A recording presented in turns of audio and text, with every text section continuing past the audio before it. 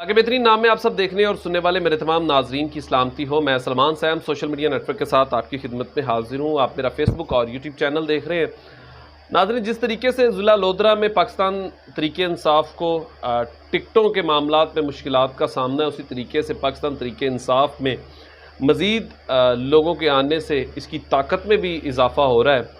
और लेकिन इसी मामलात पे आने वाले इलेक्शन में क्या मामलात होंगे ये तो आने वाला वक्त बताएगा। लेकिन एक बहुत बड़ी पर्सनैलिटी का पाकिस्तान तरीके इंसाफ में शमूलियत करना और तरीन ग्रुप को छोड़ना, और ये तरीन साहब के बड़े ही पुराने और वफ़ादार साथी थे। माजी में आपने नज़ीर बलोच साहब का इलेक्शन देखा होगा, वो उनके साथ शाना बशाना खड़े भी थे और हर जगह पे उनके लिए वो पहुंच भी रहे थे, और तरीन साहब के हुक्म के मुताबिक उन्होंने तमाम वो चीज़ें जो एक साथी को करनी चाहिए वो कर भी रहे थे। लेकिन अचानक से उनका पाकिस्तान तरीके इंसाफ में शमूलियत करना तरीन साहब की डिस्ट्रिक्ट लोधरा में गिरफ्त में मज़ीद जो है वो कमज़ोर हुई है। अब इसको किस तरीके से तरीन साहब मैनेज कर सकते हैं ये तो आने वाला वक्त बताएगा।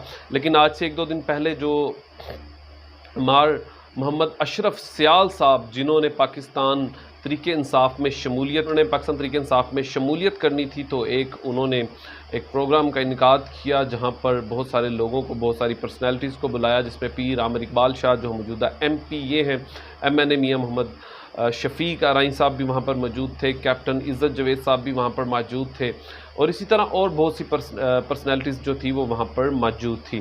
तो वहाँ पर मार मोहम्मद अशरफ सियाल साहब ने, जो एक बहुत बड़ा ज़िला लोधरा में एक नाम है, एक बिज़नेसमैन भी हैं और एक अच्छा उनका वहाँ पर तल्लुकात भी हैं, एक बड़ी बरादरी के तौर पे भी उन्हें जाना जाता है, तो उनकी जानिब से अचानक से पाकिस्तान तरीके इंसाफ में शमूलियत के बाद उनके लिए मुश्किलात में, जो तरीन ग्रुप है उनके लिए मुश्किलात में इजाफ़ा ज़रूर हुआ है।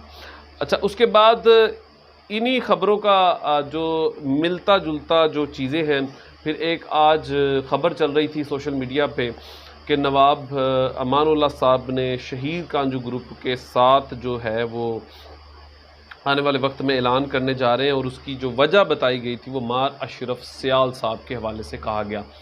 तो इस हवाले से फिर हमने उनके बेटे, उनके साहबजादे की जानिब से इस बात की तस्दीक, नवाब फैमिली की जानिब से, उनके जो बेटे हैं उनकी जानिब से, नवाब सईद साहब की जानिब से हमने इनके बारे में फिर तस्दीक जो थी वो हमने की इस ख़बर के हवाले से। क्या आप जो है वो पाकिस्तान तरीके इंसाफ को छोड़ रहे हैं? तो उनकी जानिब से अब जो मौक़िफ़ हमें मिला वो भी मैं आपको सुनवाता हूँ। वो नासिर हैं भाईजान, जिन्होंने PTI के वर्कर्स के बारे में कुछ तौहीनामेज़ जुमले अदा किए, ये वही अनासिर हैं भाईजान जो ये कहते हैं कि अगर पार्टी ने हमें टिकट ना दिया तो हम इसी पार्टी के ख़िलाफ़ इलेक्शन लड़ेंगे।